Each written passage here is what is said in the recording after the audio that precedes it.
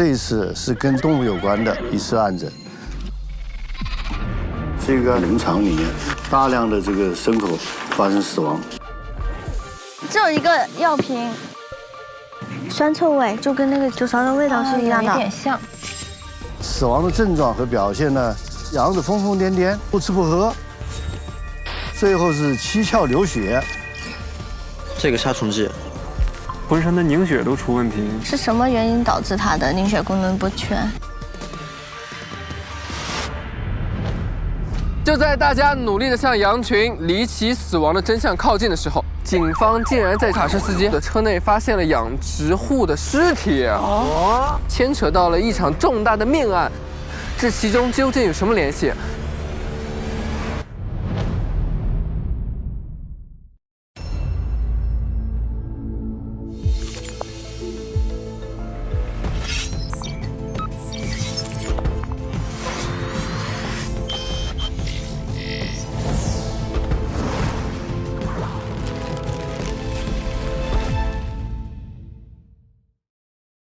每周6、周日中午12点，会员抢先看初入职场的我们法医季正片，会员尊享案件前夜、法医实录等更多精彩内容。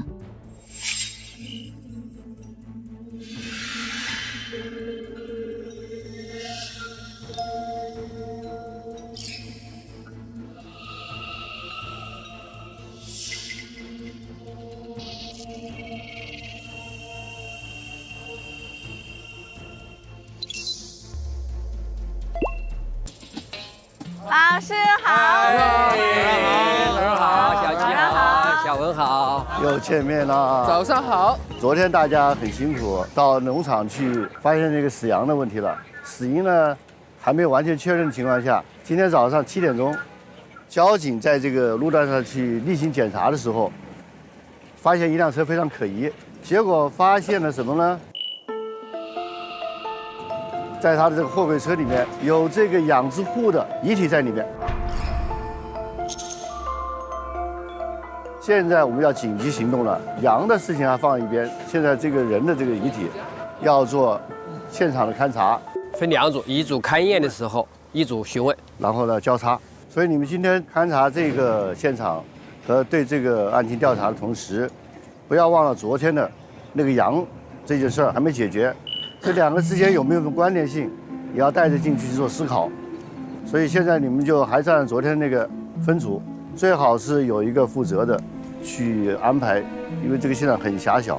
然后你们2组做一个分配，是谁先给他们4位去做调查，谁去看现场。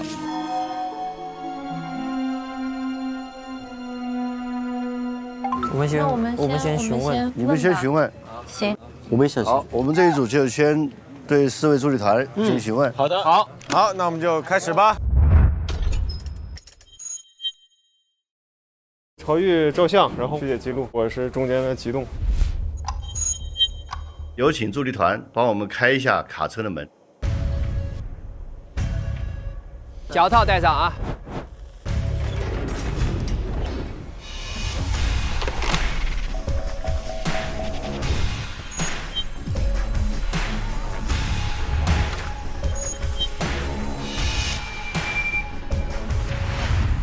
走。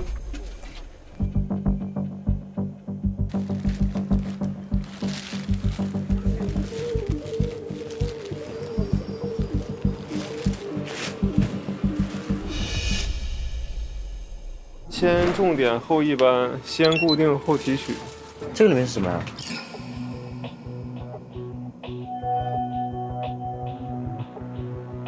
没东西。那这些是什么呢？你可以拍下来。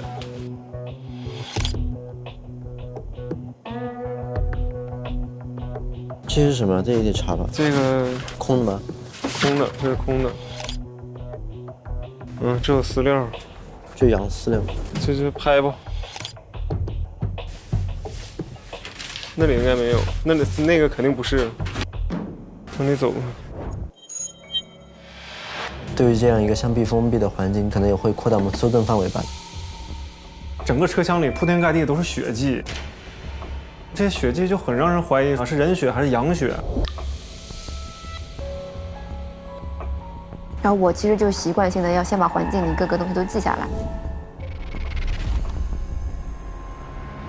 这不是杀羊的痕迹吗？这些毛皮，尼龙绳。OK， 基本能取的我们都取。然后现场的尸体，仰卧、张口，这些你要记吧？嗯。左颞顶部、头部、头皮下血肿，蛛网膜下腔出血。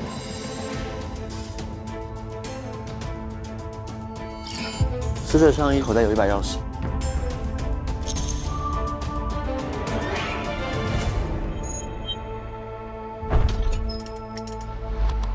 我是卡车司机，就这是我的车。哦，好。车里面是警察已经检查过了吗？对，检查过了，已经拦下了，就发现里面有养殖户的遗体。对。啊，这个你做什么解释呢？今天早上的时候吧，我要给我的这个客户集日送货，当时就是情况是可能有点超速了，然后警察就把我拦下来了，然后我就把车帘打开了，打开以后我发现里面有一具遗体，人真的不是我们杀的，而且当时警察让我开车，我不想开，还是因为这个厂长特地交代了我说不能让警察发现，说这里边有东西，不能太见光。哦。因为你知道我们这个皮革加工厂嘛，不知道从哪会窜出来一堆老鼠，然后到处搞破坏，会造成一些损失。所以呢，我之前就让工人买过一批老鼠药，然后呢，把那个老鼠药呢混入了玉米粒儿当中，就是撒上想灭鼠嘛。我当时跟货车司机希望让他帮我把这个皮革运走的时候呢，顺便把那些剩下的老鼠药啊一起带走，找个合适的地方给处理掉。哦，还剩下了一些。对。您最新有什么消息呢？最新有什么消息？没有什么消息啊。这个人死了，肯定跟我没有关系嘛。虽然我是跟他吵了一下架，对吧？自己看看你的羊啊！我怎么了？像你在养羊，养不了3天都要死光。走。但是我没有这个杀他的理由嘛。因为那天吵着啊，他就有点犯恶心，还吐了。我觉得他应该就是被羊的这个病搞的，自己也生病了。我老板脾气不好，然后有高血压，经常为了一些事情发火，光是就是气得流鼻血这件事儿就气了好几次。然后最近呢，这个症状啊就好像更加严重了，而且经常头痛，总说自己睡不着觉。下午7点半的时候，我看到那个养殖户和那个司机面红耳赤的，不知道在吵什么事情呢。然后就是您在那天晚上是见到养殖户，那您跟养殖户都谈论了什么？谈论的我们的生意，就是之前约好的谈生意，对。还有10分钟，还有10分钟。行，抓紧吧，咱们就3个人把所有的照片都看一遍。哎，拍一下这个。刚才情报机页嘛，你往前翻一下。肾脏淤血，肺淤血。它其实体表的那些损伤也是符合凝血功能不怎么好。它好像是整个浑身的凝血都出问题。所以我的第一个反应就是那种抗凝血的杀鼠药。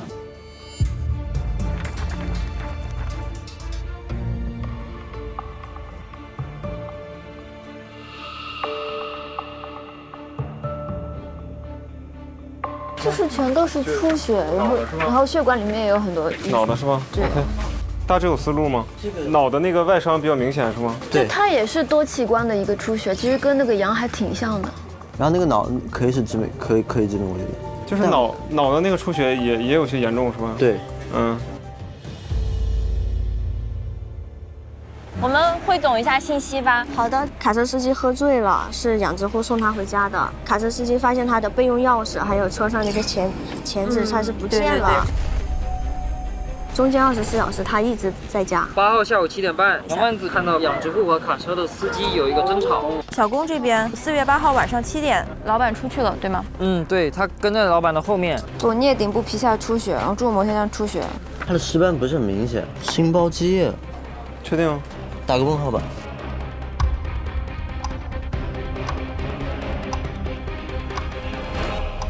30分钟到了。行不行了？可以了那就。去换。好，我们准备开现场去。好的。太热了，屋里。陈师，我觉得你记得特别好，你来记吧。昨天就是你又拍照又记录，然后记录就记录不过来了。 OK。好，我们记吧。外围先拍一张，好的。拍一下，然后我们上去吧。走吧，请您上。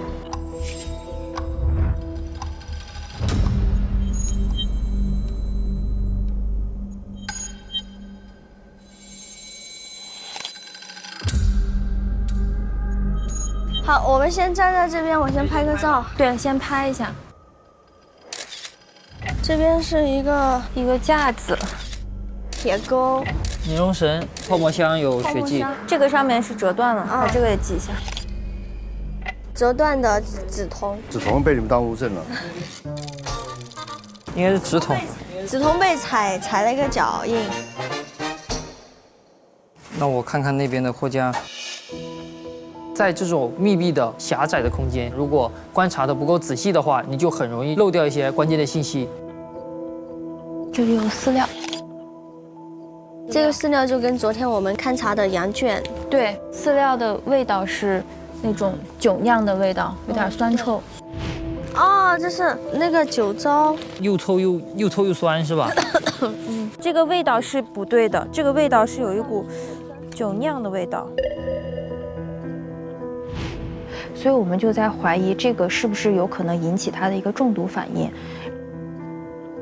而且这个上面是有一些泥巴似的，对，拍一下吧。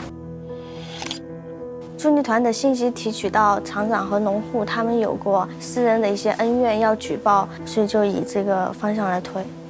小工反映了老板最近一个身体状况和敌鼠中毒的症状是挺相似的。我们进去吧。来吧，这是厂长。就是4月8号那天，养殖户先是来找了我一趟，然后呢说要举报我的工厂。他说他怀疑是我们排污影响了周围的土壤和环境，害死了他家的羊。他这个人经常为一点小事发火，然后呢老是气得流鼻血。最近呢，这个症状特别严重。7点半之前，我就是跟这个人在吵架，跟他有一点争论嘛，然后他自己当天就是因为也不太舒服。哦，他说他当天已经不太舒服了。对，因为我跟他吵架那天，他就吵架的时候，他就说他恶心，然后还吐了，所以我觉得他估计是传染病了。我也想不要待太久，我就赶快走了。晚上7点左右，养殖户就来找我喝酒了。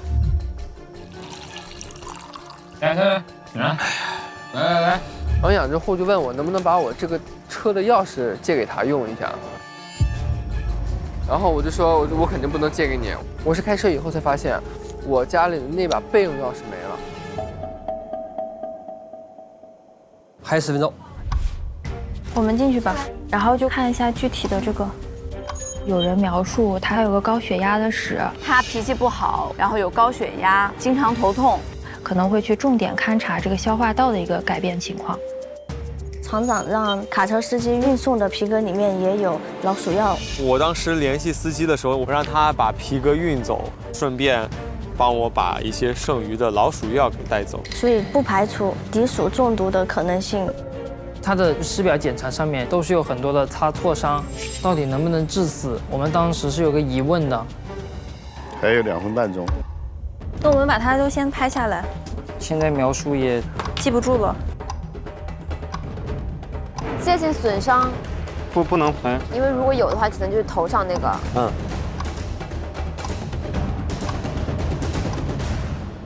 勘察现场完毕。我们刚才经过1个小时的现场勘察，包括尸体检验，各位手上有了很多信息，所以实习生今天下午的任务是把你们手中的材料做进一步整理，做成 PPT， 把昨天的那件案子羊的死因和这个人的死因要做汇报。助力团呢今天很辛苦，可能就是需要你们呢把现场也看一看，好，然后呢给他们提供你们的一些思路。好的，明白。我们就各自行动，好，好不好？好，下午见。下午见，下午见，下午见，加油，下午好好汇报，走吧，我们走吧。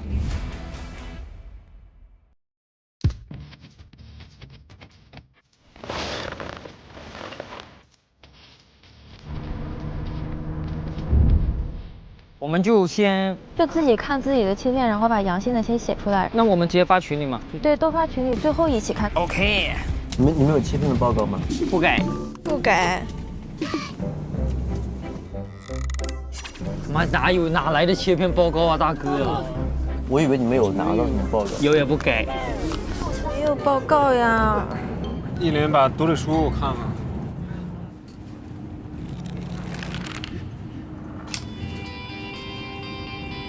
你看，它的这个背面这散在的，我看一下。皮下出血。我觉得从它示范分布上面来看，是不是可以看得出来，它确实是有转移位？这个是有转移，我是觉得可以看得出来吗？就只有背侧的一个改变，没有正面的吗？看现场了，看现场了，走。哪里？哎，这里有一个什么？看一下上面是什么？警方提供的尼龙绳，是警方发现在第一案发现场发现的一个尼龙绳，然后提供给了我们。这个不是车上的，车里面的。对，是警方给我们的。好，然后说这个绳子上有的纤维和死者身上衣服的纤维上是有一致性的。绑过吗？绑过才有。但这么细的绳子怎么绑？绑人的话，直接勒得很紧。看一下衣服吧。衣服对。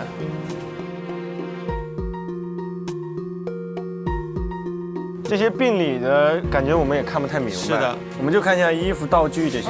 啊，他死的是这样，这是他穿着衣服的，穿着衣服躺在地上的，躺在地上，鞋还挺正常。看一下衣服吧。啊，这边鞋。哦，这个是衣服。对，看一下，铺在这吧，我们看一下，铺在地上。哎，他们不是刚才实习生说衣服里有什么钥匙吗？说你丢的钥匙。哦，就是他那个口供里面说的那个。哎，不好拿，扣住了，把扣子解开看看。我知道了，凶手就是你司机。为什么？因为警察不是开那个让你开门嘛，你跟警察一起进来的，对不对？整个环境现在特别像一个密室。一般的密室这种找不到钥匙的情况，书上都会写两种，一是机关，二就是那个第一个进来的那个人心理，趁大家不备的时候，用他高超的犯罪心理直接把钥匙放进去了。但是我没有必要这么做呀。昨天晚上放也可以。对啊，我什么时候放都可以啊。也是哈，你有2把钥匙。不是，你看，这两边的扣子就明显不一样。这边很明显哦，有一个很大的一个划痕，磨过的一个痕迹，就是在光下反光的时候，这边有一条绳子的勒过，你看，很小的，哎，就那个绳子是不是那个尼龙绳？因为它不是发现跟衣服上面有这个一样的纤维吗？如果说这个绳子在这个地方勒过，那它肯定不是绑人，不是绑人的。口袋上会不会是做了个机关？对，就是他用这个机关把钥匙放进来了，把钥匙送进来啊，因为那个锁是很特殊的，它需要钥匙才能锁上，然后他要锁好之后，再把钥匙放进来，对，造成一个可能是司机干的，因为司机有2把钥匙，就嫁祸给司机，嫁祸给司机，没错。重现一下，做出来。你看，我刚看到，你看这个地方它是有2个洞，就是它洞是可以这么穿的，你懂吗？就是这样穿出来。你看它这个地方系上以后，它洞，你这个扣没法解开，它还是会被我带出来。它是这样的，所以说是一个活扣。它划的时候，它利用这个扣子把那个划开，然后就把钥匙留在里面，绳子就开了。开了以后，它直接就拽另外一端。倒是的确系活扣是可以的，它另外一端就可以抽出来了。你看它这个，它需要系一个，就是你的智商已经爆棚了，对，然后他只抽这一端，把绳子抽出来就行了。他只要抽一端的绳子，他把钥匙先送进去，然后再把绳子抽出来。是的，我们立刻可以试一下。所以你的意思怎么过呢？要贴合它原有的痕迹嘛。那个钥匙呢？穿上，在我手上。咱俩站位也不能错，老齐，咱俩不能缠在一起。对。这个东西必须要有一个人的体重压着。我们就拿个木板。好兄弟，我给你搞好了。哎，漂亮，对，可以。好，差不多了，可以关上吧。好，锁上了。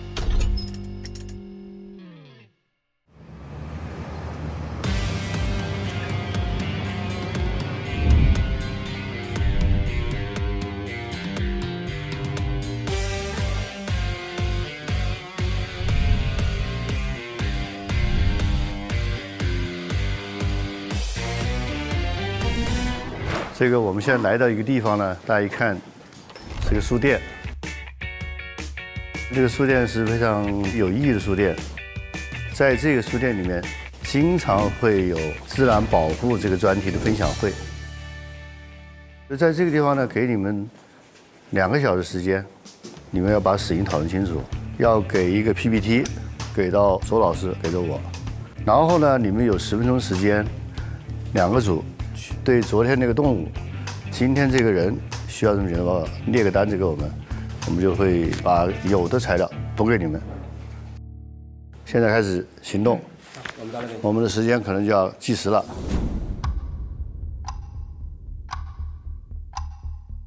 咱这样的，咱把图看完，然后再看能想到哪些。先看尸表，先尸表再解剖再记一下。浑身这叫紫癜吗？这不对，都是擦挫伤的。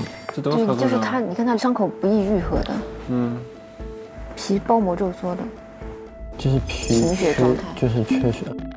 通过先分析它这个尸表的照片，然后呢看这个尸表呢，它能体现哪些问题，反向去推伤或者是痕迹都是怎么造成的，然后列个单子要这种检测报告。就这个毒物分析，你标注一下，要一个常规的毒，然后还要一个那个抗凝血的那啥。对，滴草块，一个是杀虫剂。它好像是整个浑身的凝血都出问题。所以我的第一个反应就是那种抗凝血的杀鼠药啊，但是我没有在现场找到什么可以证明的。对啊，它的毒理我们不还没出呢吗？万一能对上呢？就这些，咱都写上了。单子可以开给我了，开来吧。你们先把需要的材料目录给我。内容物成分、指纹。对，成分和毒物检测。臭的那个是哪？在哪？塑料袋里面有一个饲料，然后饲料里面是有这种味道。我们对羊和人的症状进行病理检测，再根据现场勘查对可疑物品进行检测，最后3人整合，确保不丢失任何线索。差不多。上面是羊，下面是人。玉米打了括弧老鼠药。对。老鼠药有什么老鼠药？毒鼠强序列的。最常见的是毒鼠强。常见的就是毒鼠强。我去给你们查。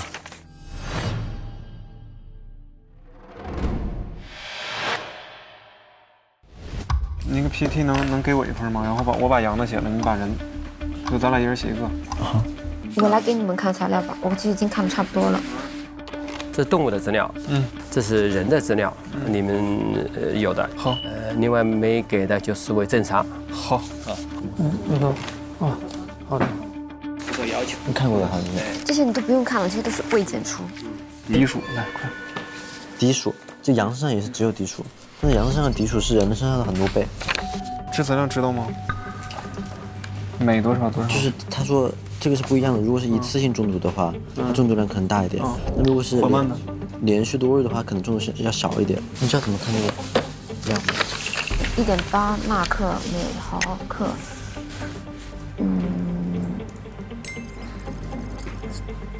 就不到致死量的。就是因为人其实是摄入了那个羊肉之后，它那个量比较少，所以它是一个长期的一个过程。对，那个量会死吗？查致死。就是你的凝血功能变差了呀，就是血管很脆，然后你可能就这边受点伤，那边受点伤，它一直不愈合。就正常人出血可能出500。500。我就举例，他可能脑出血出700，对吧？因为他少凝血功能，我们可以这么说。本质还是因为失血死的。那个人的我来做吧，我来弄羊的。我们差不多在1个小时左右，先把大致内容写上去，然后再讨论啊。羊送检血液中检出敌鼠成分。你再查一下敌鼠在动物体内致死量，每只羊不超过0.5毫克，对吧？是的。就超过就会死亡是吗？是的。查一下人就是敌鼠多少致死？成人口服致死量0.5到2.5克。人血中的敌属是这么多，1.8纳克。那他这个药不是直接性中毒死掉的？好，锁上了。我们就要用这个方法把它送进去。等一下，这里应该左右拉扯能把它送进去吗？试一试。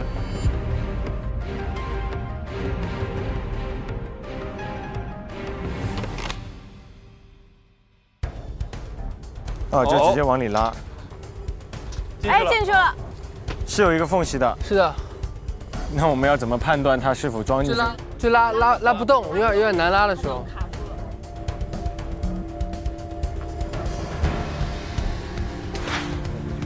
哦，是拉不动了吧？你再拉一拉，再拉一拉，再拉一拉，还是能拉一点的。这应该是挂在衣服口了。我觉得差不多了。对，差不多了。差不多了之后，我们再反向拉，再拉回来。如果没有钥匙的话，我们就成功了。对，如果没有钥匙的话，就说明放进去了。你可以拉的稍微慢一点。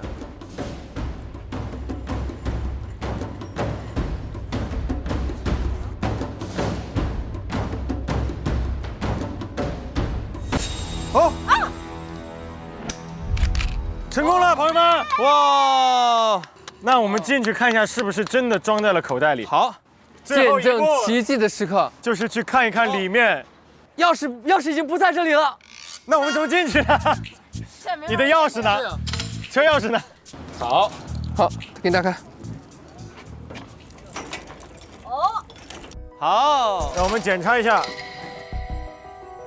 外面没有，真的进去了。哎，有很大的勒痕，跟那个勒痕是一样的。这样，这么一条。来，让我们。而且衣服也有一点。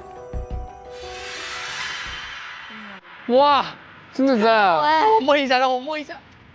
有啊，真的在里面。成了，打开看一下是不是？然后警察这个时候，警察亲自打开了，发现在里面。噔噔噔噔噔噔噔噔。哇！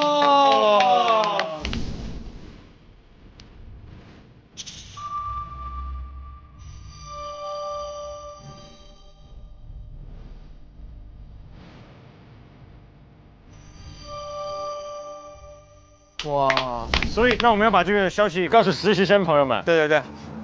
就我觉得它凝血功能、身体变化都会有，它可以跟羊有同样的症状，但是羊能死，它可能没死，它的死因可能有它。就不管它是死于什么死因，比如说如果有外伤，也是因为死因没有办法愈合，它100%是有中毒的。又应该就到。但是如果连的话，那么我们能连到哪一个另外的死因上面？时间快到了。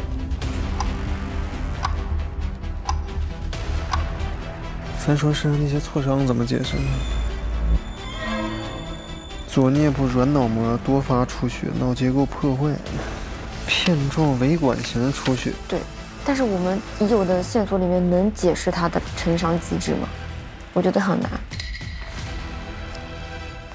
哎，我怎么觉得高血压有可能呢？怎么可能？我可以反驳你。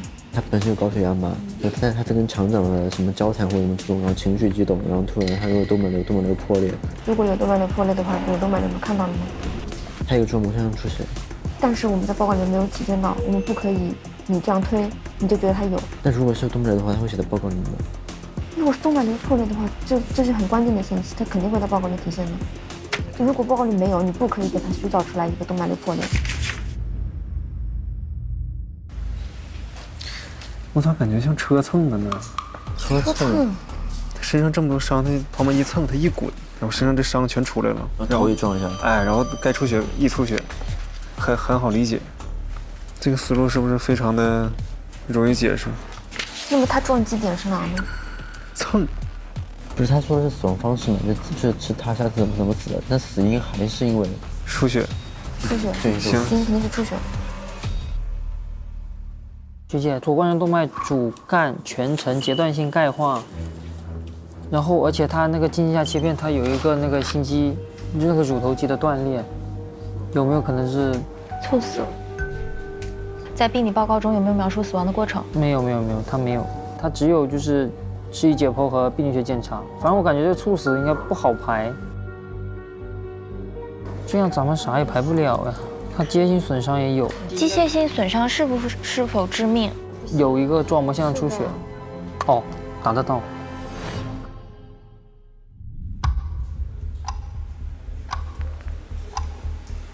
肝一千是大了小了？小了。那对男性来说小了。朋友们好。Hello。怎么样，你们 Hello 啊，辛苦啦。哎，小翟跟他们说一下我们今天在车上的发现。哦，好。请坐。是这样的，在那个车上，我们发现其实这是一起密室杀人的一个案件，然后我们也做了一个实验，发现其实是成立的。就是我们发现，可能你们也发现了尸体的上衣口袋里面有一个磨损的这个钥匙痕迹，就上衣口袋有一个磨损的痕迹，有磨损痕迹的。根据我们经常看的这个推理小说啊，就怀疑说有没有可能是这个凶手在外面把门锁上之后，用一些机关把这个钥匙送回到了他的口袋里。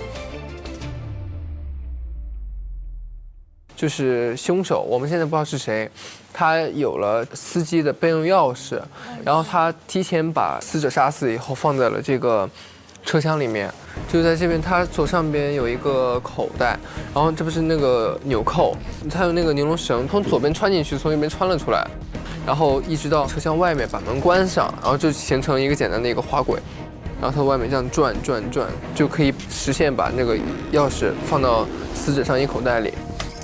然后再拉动另一侧，就可以把绳子拽回来，然后把活口解开，它就可以把绳子拿出来了。模拟之后发现是完全可以实现的。是的。所以有没有可能是那个凶手只有一把钥匙，所以他要完成既锁门又把钥匙放进去，他只能用这样的手段？这只是一个可能性啊，也不代表是一定用了这样的手段。对。但是它会不会存在一个，比如说，因为9号那一整天长时间漫长的这个时间，他被锁死的那个情况下，被闷死，中毒加上这个机械性损伤联合放在一起，然后又是一个漫长的封闭空间，对，越来越复杂了。还有10分钟，我找一找可以疑点。但有这么简单吗？是吗？哎呦，太难了呀！注水实验阳性，代表他脑血管破裂出血了。那你觉得他的那个肺为什么有碳末呢？所有的病理表现不是一朝一夕就能体现出来的。我不能确定是什么原因造成的。还有2分半钟，就是完全符合吗？这个他已经没有办法产生尸斑了。那我们这血从哪来呢？这个病我已经破裂了。我们可以写2份报告。时间到了。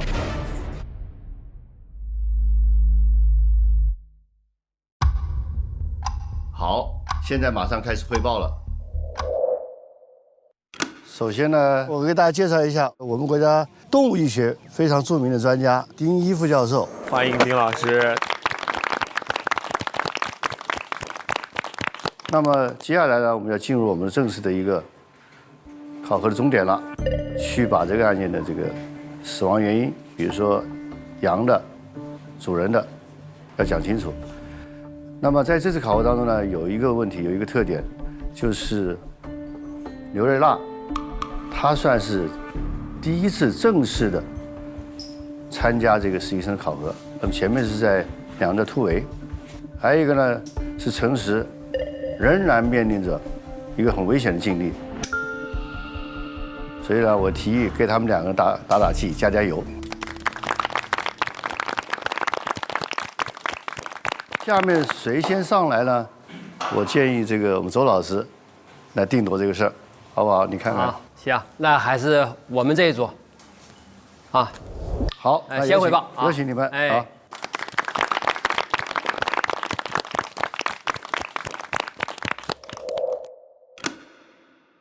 好。首先汇报呢，就是这只羊的死亡原因。这个羊呢，案情呢，就是在20XX年的4月8日11点半呢，这只羊死亡了。然后它所生活的农场呢，也出现了羊的大量的死亡。然后它们有共同的症状，就是有疯癫，然后有这个不进食不饮水的这个症状。现场勘查，然后呢，发现这个羊死于它的羊圈内。然后旁边呢，我们发现了滴草块1瓶，若干的草垛，然后还有供食用的玉米，还有这个羊饲料有4袋。羊私聊私聊跟谁私聊？他可以打 QQ 还是微信是吗？这失误了。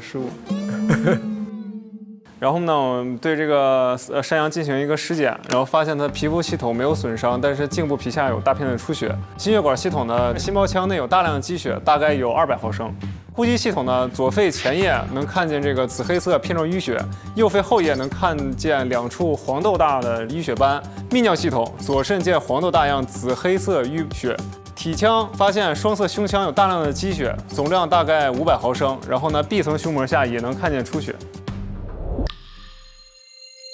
老徐他汇报得很详细，思维拓展得很宽，逻辑思维可以跟得上他的汇报，这一点我觉得很好。实验室检查呢，我们在这个送检的这个羊血液中检查到了敌属的成分，它含量是750大克每毫克。结合这个法医病理学检查，发现这个多器官出血符合敌属中毒的症状。他的心包积血、胸腔积血，出血量都非常大，然后出血量也满足失血导致死亡的这个症状。羊的死因呢，我们认为这个该羊是因敌属中毒造成凝血功能障碍，最后导致的失血性休克死亡。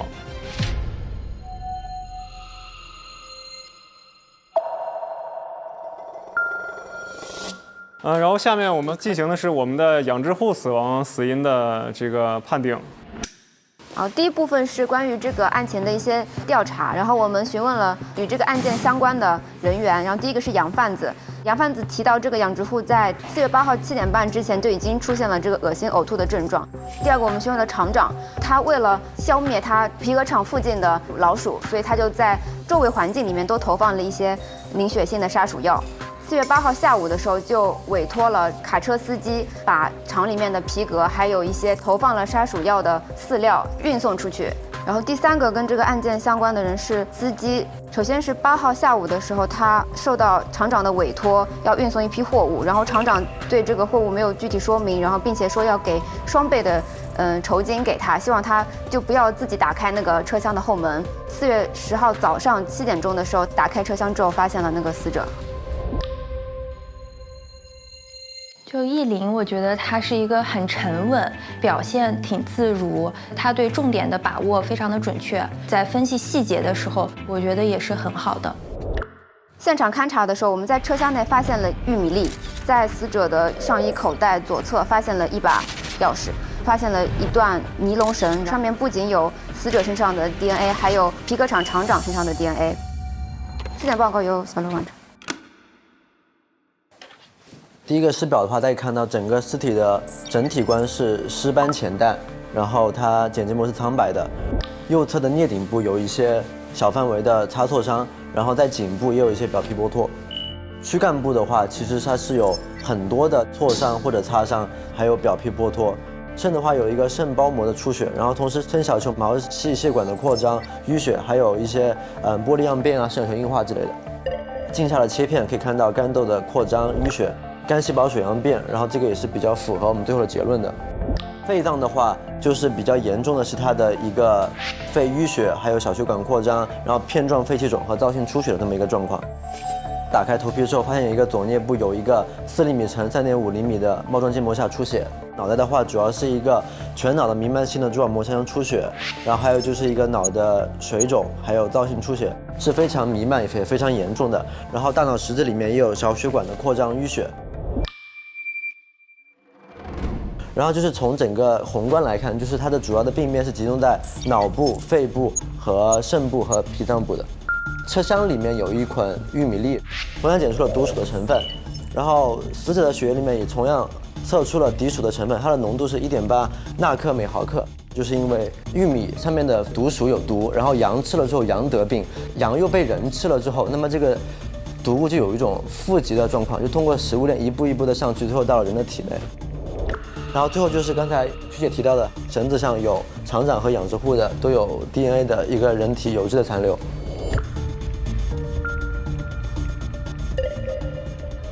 然后最后鉴定意见的话，我们就是觉得该死者是怀疑于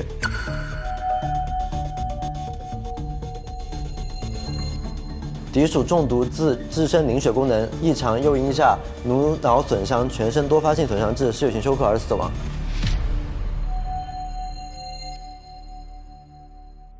结论意见就是这样的。谢谢大家。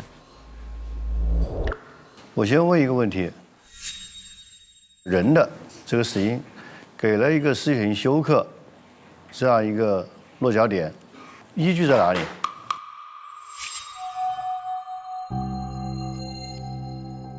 我是觉得他的多器官都有明显的出血表现，然后脾脏也是一个重度贫血，然后他的蛛网膜下腔也能明显看到一个很大的出血量，然后身上各处皮下出血也很明显，然后切开之后也能看到就是明显的出血症状。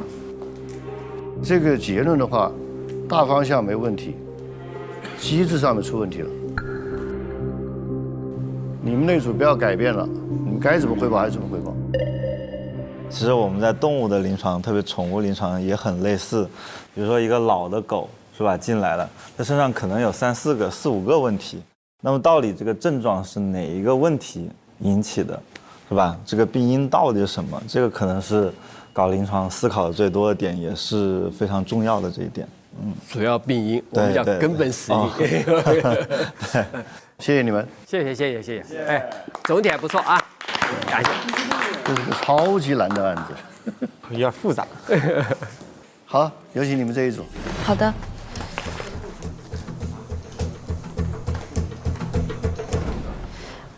我对农场之死的这个案例进行一个案件分析的讨论。我们首先就是先对羊的这个案例进行一个汇报。第一部分就是根据当事人的口述进行案情的分析。首先就是养殖户呢，他发现这个羊有疯癫，还有七窍流血的一个症状。然后厂长描述呢，他发现养殖户家的母羊近期非常的柔弱，然后猜测是否有这个遗传病。或者就是说，养殖户他是不是没有科学的养羊？羊贩子当时去看到羊的时候，发现羊的状态不是很好，并且发现羊吃的食物有一股酸臭味。然后卡车司机呢，他是怀疑是不是小工不够专业，然后没有喂养好这个羊，导致羊生病然后死亡。然后小工呢说，羊最近的耳朵还有鼻子都有这个出血的情况，他怀疑是不是羊贩子进行了一个投毒。然后呢，基于他们的这个口述，我们对现场进行了一个勘查。首先就是羊圈的外围，我们发现了有一些饲料，有玉米，还有一些谷物，发现谷物有这种酸臭的气味。之后呢，我们进入羊圈的内部，我们发现羊圈内部的右侧有一瓶敌草块，然后它是连比定类除草剂。在左侧发现了一个杀虫剂，然后它的主要成分是拟除虫菊酯类的杀虫剂。然后第二部分就是尸表所见，就是我们首先看到它是一个毛色是黑色的一个黑色的羊，然后它当时的一个状态处于一个尸僵的状态，并且我们在它的一些自然的腔道、鼻腔、口腔还有耳道内都发现了有血液的一个情况。然后第三部分是尸检所见。首先，我们在皮肤系统发现颈部皮肤有大片的出血，心包腔内的大量积血，大概有200毫升。左肺前叶有紫黑色的淤血，右肺部后叶见到2处黄豆大小的淤血，左肾有黄豆状的紫黑色的淤血，在双侧的胸腔有大量的出血，一共有500毫升。然后壁层胸膜下也看到了出血的情况。然后第四部分是对它的毒物进行了一个分析，然后提取的就是羊的一个血液的成分，然后发现羊血中没有检出双香豆素类的成分，以及苯基异酰二酮的成分，也未检出我们刚提到的这些杀虫剂的成分，还有敌草块的成分。但是这个酮是哪个酮啊？酮，这个写错了。对他们那边刚才出了一个 QQ 私聊，你们来个这个酮，写错了，打平了。周教授还是火眼金睛的。继续。我们在它的血液内检出了敌属的成分，它的含量有750纳克每毫克，这个含量是可以达到致死的。同时呢，它的全身的脏器都有出血的改变，所以它符合因敌属中毒导致的失血性休克死亡。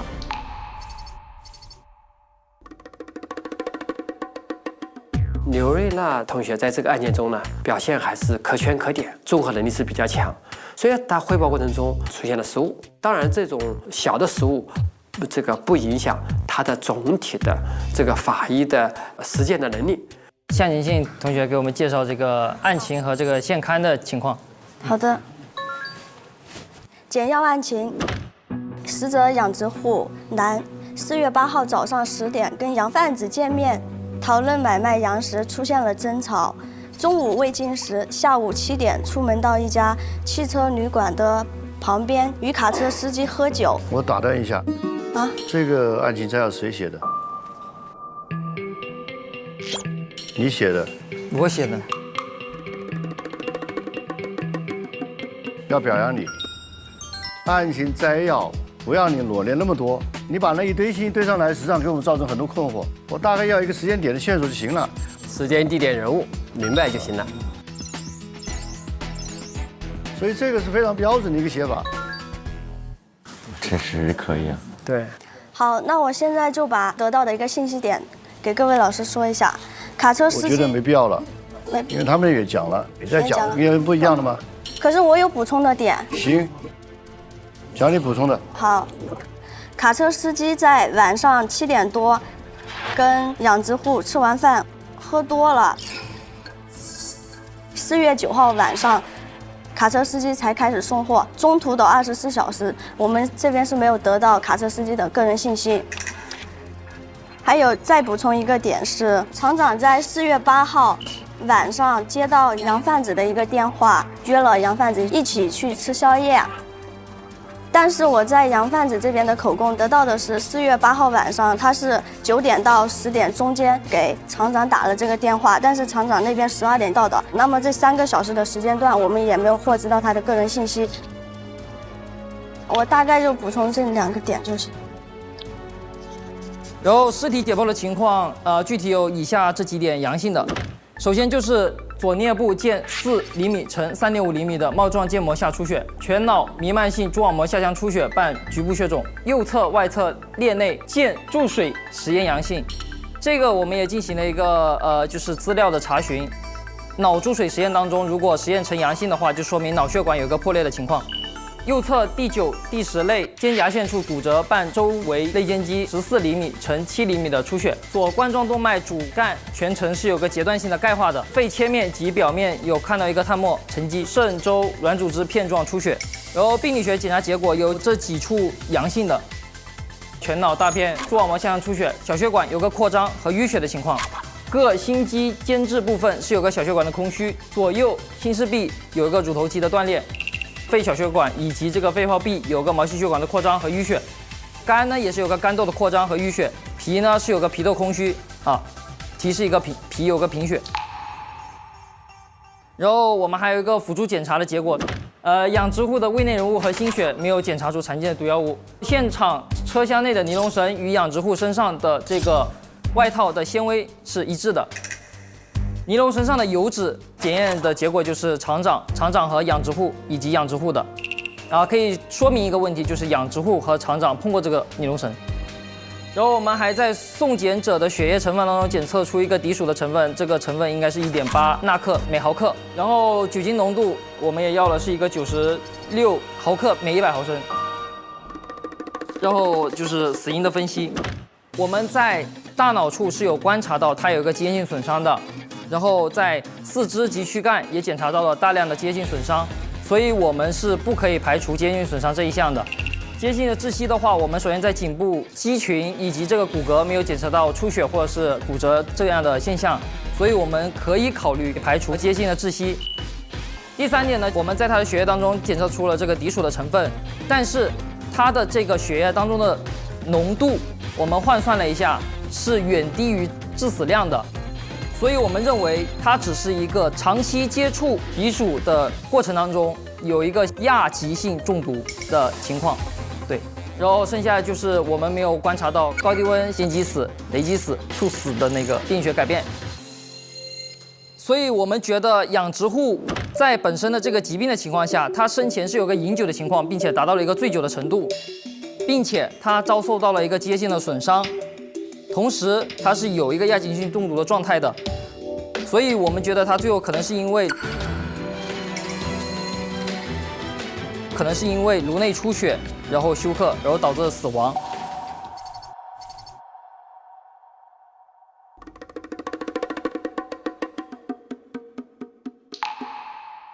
谢谢你们啊，这个就一个问题，你们觉得这个案子是到此为止呢，还是继续要往下做工作？不能停是吧？死因都找到了吗？死因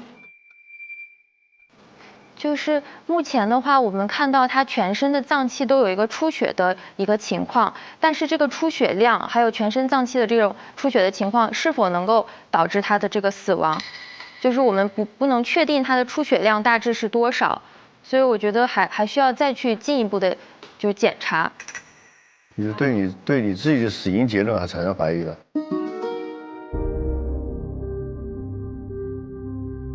对，因为就是一般来说，我们做解剖的时候，颅腔内的出血，我们肯定要去对它进行一个丈量，之后我们可能才能进一步的去判断它这个出血的量是不是达到一个致死量。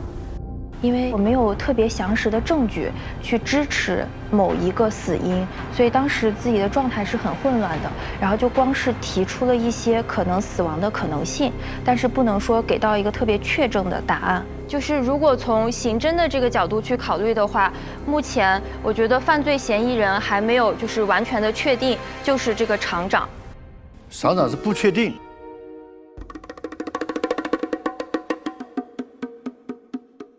他们不确定，对，不排除。你是不排除你才能往下面进一步做工作是吧？可疑点很大，所以不排除。疑点大在什么地方？当时去要了指纹和 DNA， 但是他的油脂呈现出来就是厂长还有杨之户的，这就是一个很大的疑点。好，谢谢老师，谢谢老师，谢谢大家。本节目由一杯叫醒早晨，咔咔迈入职场的雀巢咖啡赞助播出。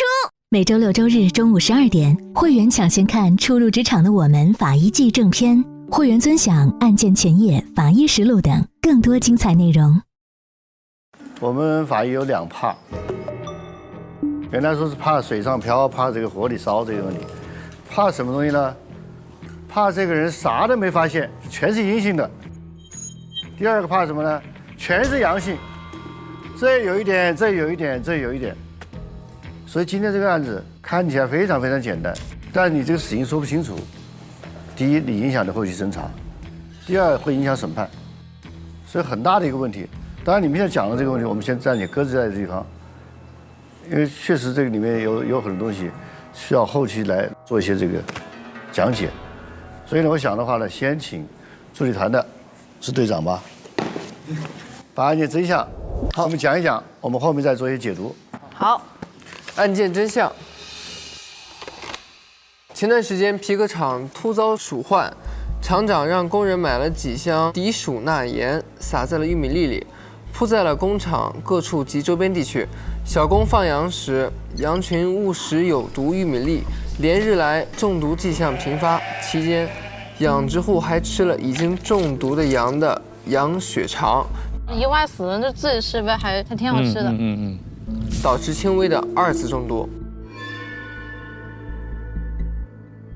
4月8日，大批羊群死去，养殖户怀疑是附近皮革厂污染了周边环境，害死了他的羊群，便于下午2点上门找厂长讨公道。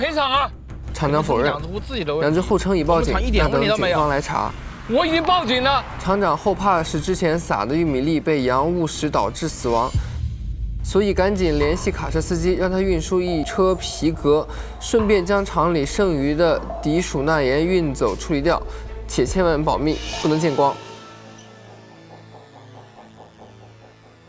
当晚7点左右，养殖户请司机吃饭。不可能啊！最近帮那个厂长运了什么东西啊？还不是老样子，运些皮毛啊。哦，这2天要我运了一些玉米。玉米？对，但是表面是玉米，但是我闻到一股刺鼻的味道。我也说不上来是什么东西。我问了一下，他也没告诉我呀。来，喝酒，来。故意灌醉他，借送他回家之机偷了他家里的卡车备用钥匙。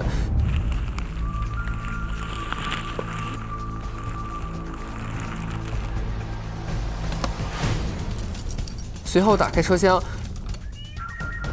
发现带有白色粉末的玉米粒，拍照记录并发给了厂长，要求私了。10点，厂长来到卡车停放处，养殖户要价太高，激怒厂长。来张锤，我手上证据没50万下不了地，50万就拿你几只羊，几千万就解决了。来，你别跑！两人发生厮打，你还拉？厂长用卡车内的钳子将养殖户打死，抛尸车厢内。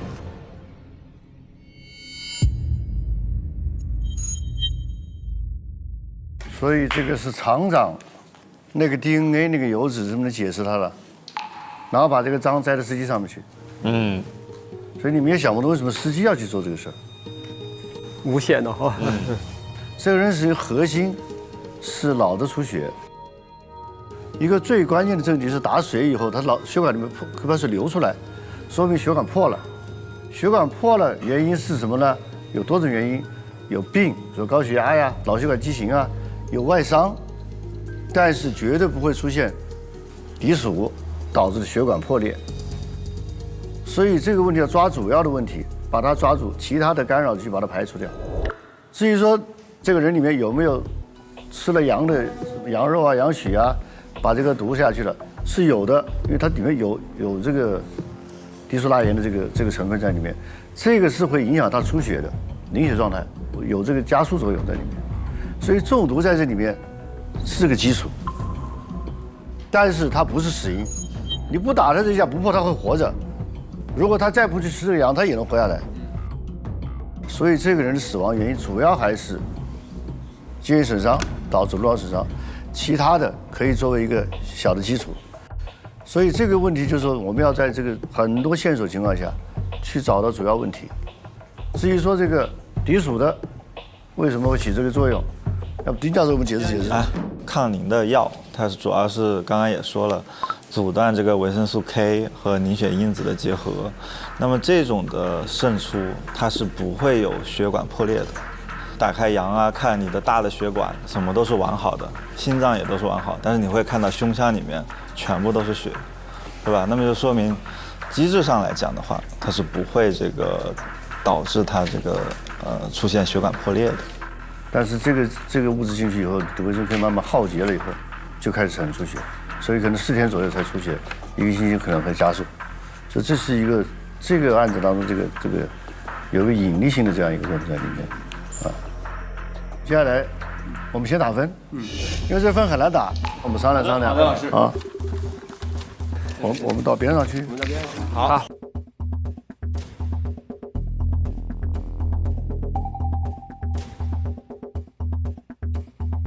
我这一组啊，诚实。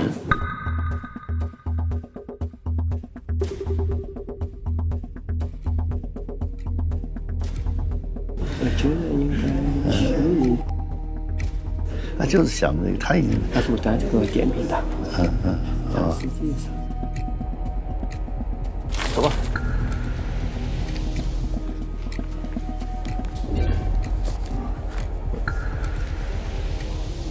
好，我们准备把我们这个打分情况给大家说一下了。今天虽然你们的这个汇报还是状况频出，但是你们在这么非常非常多的这个线索里面，主要问题还基本上是接近一个真实的事实，接近事实了。所以呢，给你们的评分没有不及格的，没有不及格的。所以诚实先恭喜你，帅气。我是处于一个非常危险的地位的，所以我肯定是更加紧张的，因为这个分数关系到我能否继续学习更多的知识。在接下来每次案件当中，我都会把自己表现到最好。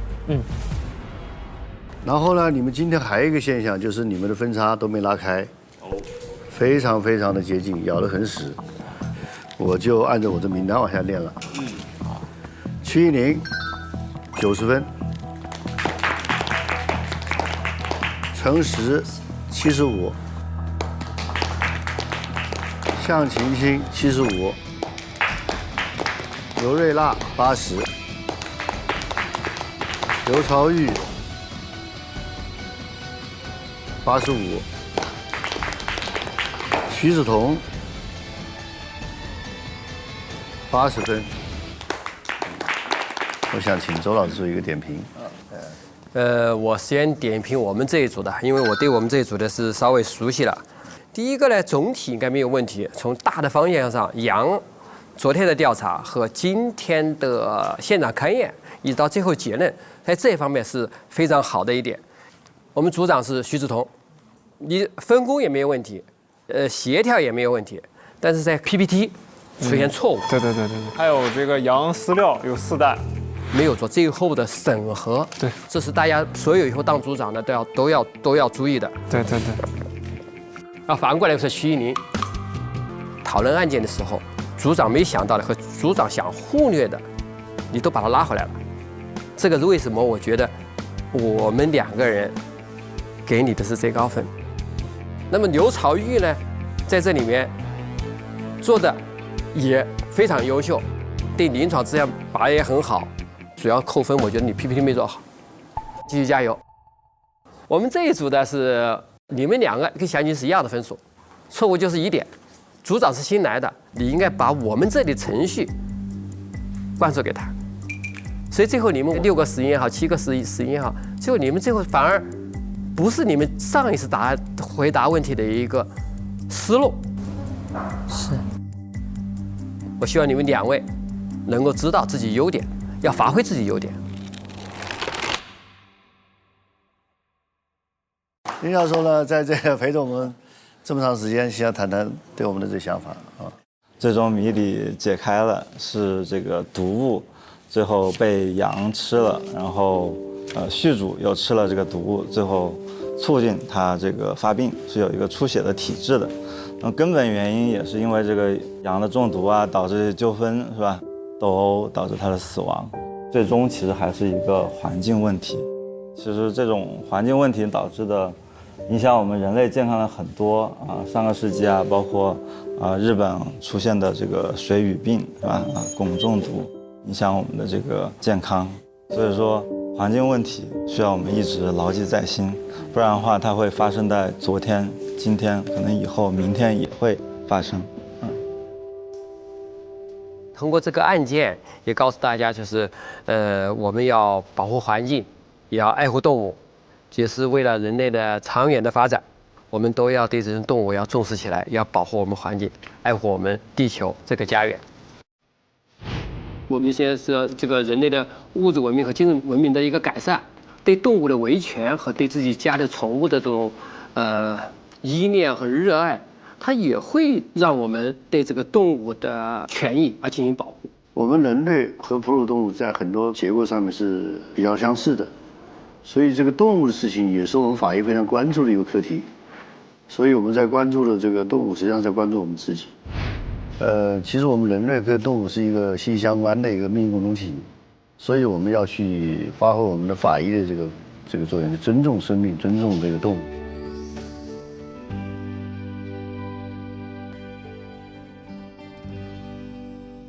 接下来我想有一个活动，你们会更深刻认识到这个生命的重要性。其实我们法医也经历过很多和动物相关的案件，对于大众都很有警示意义。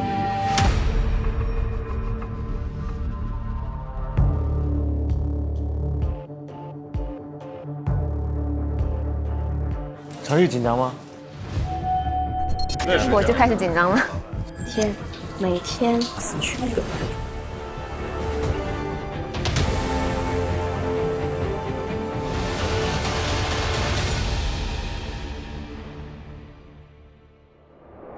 好，现场的各位朋友们，大家下午好，欢迎各位来到法医守护自然公益分享会的现场，我是今天的主持人小齐齐思君，欢迎各位。我们接下来要用我们的掌声来欢迎一下今天我们到场的各位老师。首先，让我们欢迎的是刘良教授，欢迎您。接下来，让我们欢迎周义武教授，欢迎您。下面让我们欢迎华中农业大学动物医学专家丁一博士，欢迎您。非常荣幸能和各位一起来参加这个分享会。因为最近我们的法医实习生在跟随老师们侦破一件关于动物的群体性伤亡案件，并且呢，因为动物的伤亡又引发出了一起人类的非自然死亡案件。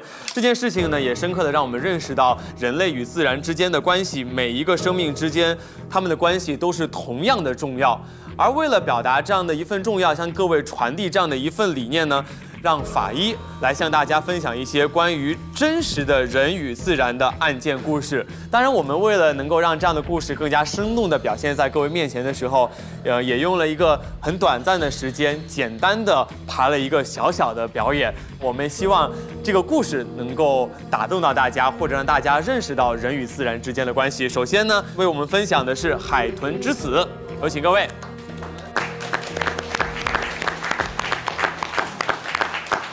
本故事根据刘良教授真实案件改编，这是一个关于海豚的故事。他本和自己的家人在太平洋的海域里自由自在的生活，每天开开心心的在海里游玩，无忧无虑。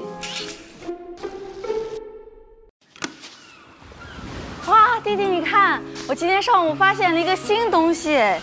透明的，好漂亮！真的，你看，它可以当做我的帽子，真好看。他的弟弟顶着塑料袋帽子，开心地游来游去，差点撞上海底的礁石。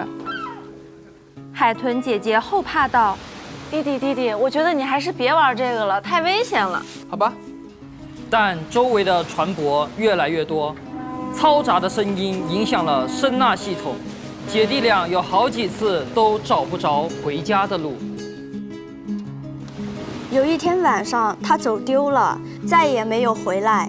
弟弟非常难过，一直在努力寻找姐姐。他好像睡了一觉，做了一个很长很长的梦。在醒来的时候，发现在一片陌生的水域里，他在这里看到了人类。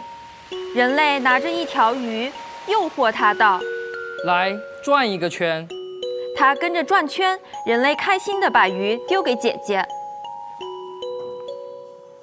可是随着时间越来越久，他翻转越来越吃力，他几天不吃不喝，肚子也逐渐肿胀。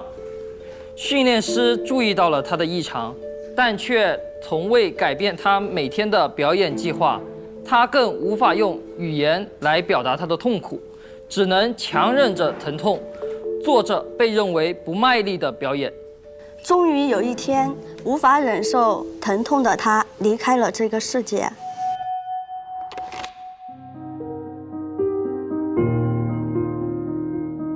当他死去，人们才注意到他生前的异常，于是请来法医出面调查海豚的死因。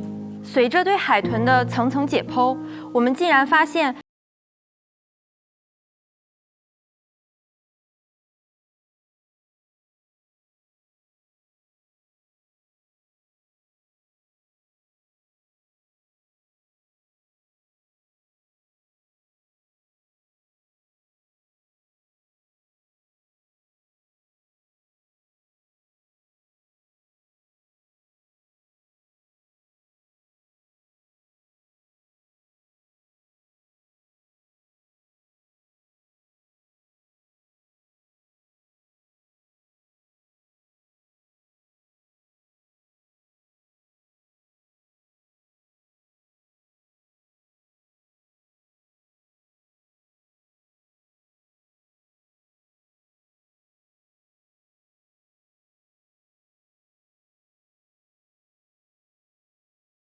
生命都值得被尊重，科普动物比动物表演更有意义。拒绝也是一种保护，别让一瞬的欢愉夺去他们一生的自由。谢谢大家。好的，谢谢各位。演绎的同时呢，我们也邀请这个事件真实的经历者，我们的刘良教授上台来，能跟我们讲述一下当时您经历的是一个什么样的情况，经历之后有怎样的感悟，分享给各位。来，有请。这个事情发生1996年，周一武老师参与了这个鉴定。当时是一个民营那个海洋馆里面，说这个海豚5天之前就开始有拒食，不吃东西，然后让它训练翻跟头啊、旋转啊，就是不愿意，但是还是让它每天表演，表演第3天就不动了，第5天死掉了。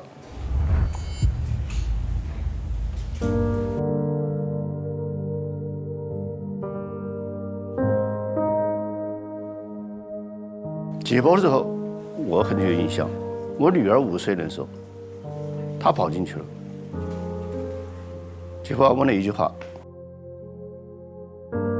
这爸爸他怎么死的？”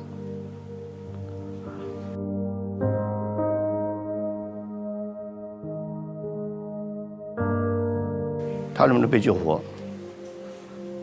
他可不可以不死亡？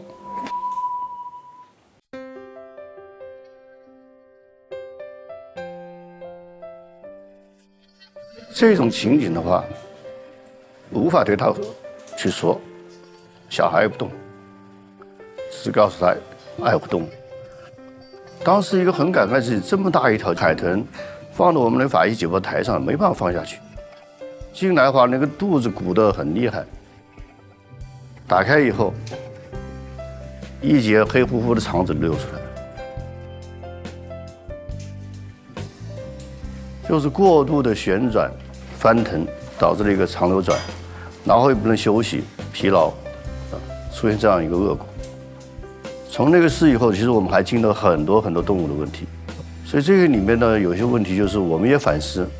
虽然我们是对人类，法医对人类做一些保护、司法公正，但是这些动物的这些事情，它是跟人是一样的呀，都是一条生命。所以我们想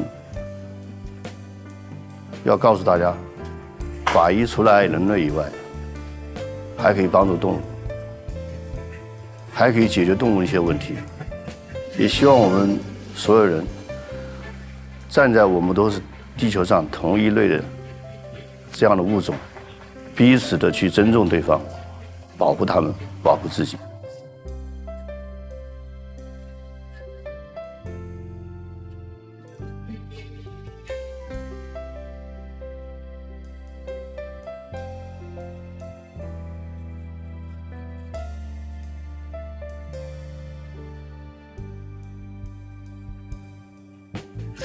我们初入职场的我们法医季，从开播开录到现在为止，其实我们一直在周老师和刘老师2位老师带领下去探寻了很多的谜案。但是在本期最特殊的一点，就是我们把探寻谜案、寻求公平正义的这样的一个视角放在了动物的角度身上，既是表明法医对于自然保护、对于动物生命的珍爱，同时呢，也希望向社会传递更多维护动物生命的这种可贵性。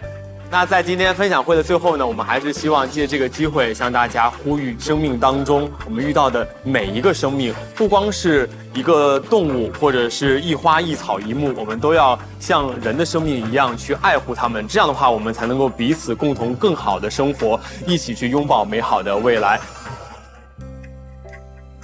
其实我们人类跟动物是一个息息相关的一个命运共同体，所以我们要去发挥我们的法医的这个作用，尊重生命，尊重这个动物。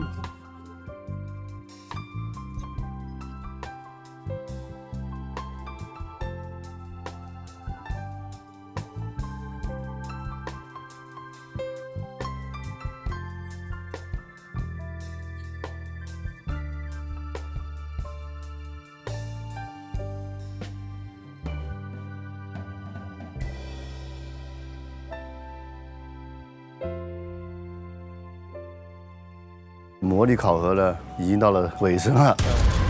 终极考核的话，要给一个4级大爱，要请我的老朋友，请他出山。欢迎你们乘坐真相游轮。很高兴今天能以特殊的身份参加法医实习生终极模拟大考。我是本次终极模拟大考的见证官。昌钰博士。哦，是李昌钰博士。哇哦，法医圈的神，教科书版的人物，激动的都想哭了。这艘船现在就和我一样，是一座孤岛，在这里发生的一切，我都无法忍受。我要让你们一个接一个的从这里消失。我们也会死吗？他面部惊恐，可能是受到了惊吓，头部出血也挺多的，他可能和别人发生了一个打斗。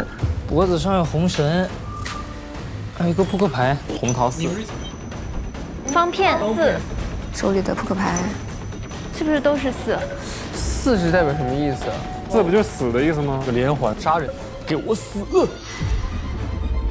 他们3个骚扰这个服务员，服务员如果想私底下报复他们几个，也不是没有可能的。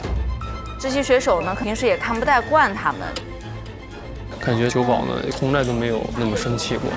这3个人说船医给人看病乱收费，不收费。又一起案件出现，又死了一个！天哪！船长，船上人心惶惶，不会还有下一个吗？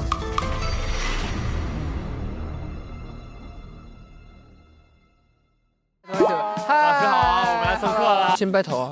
你差点乖巧的坐在他怀里。这是我家的男明星，就是已经跟我一起拍过戏了。我有代表作，拍这张照片当天脸被他抓了，因为他不想拍。啊，这里好漂亮啊 ！My name is Boom Boom。周老师已经等不及了，赶紧上，赶紧上！这笑的有点口服。每周6周日中午12点，会员抢先看《初入职场的我们法医季》正片，会员尊享案件前夜、法医实录等更多精彩内容。这是一条漫长的路，有人欢呼，有人孤独，感谢你曾与我在黑暗时刻共舞，一路前行，仰望星辰。也许告别，也是新生，走在微光之下，探寻生命的真。上微博参与初入职场的我们法医季话题讨论，边看边聊节目观后感。更多节目精彩内容尽在新浪娱乐微博综艺、新浪综艺。关注初入职场的我们官方微博，了解更多案件隐藏细节。感谢独家社交媒体平台微博首席合作媒体新浪娱乐微博综艺、新浪综艺，特别鸣谢微博职场、微博政务指定问答社区知乎，短视频互动平台抖音，深度知识合作平台秒懂百科，世界如此简单。短视频合作平台快手，特别合作 QQ 阅读 ，WiFi 万能钥匙，百度输入法墨迹天气 ，YY 直播智行 ，Zakar 一点资讯，木鸟民宿。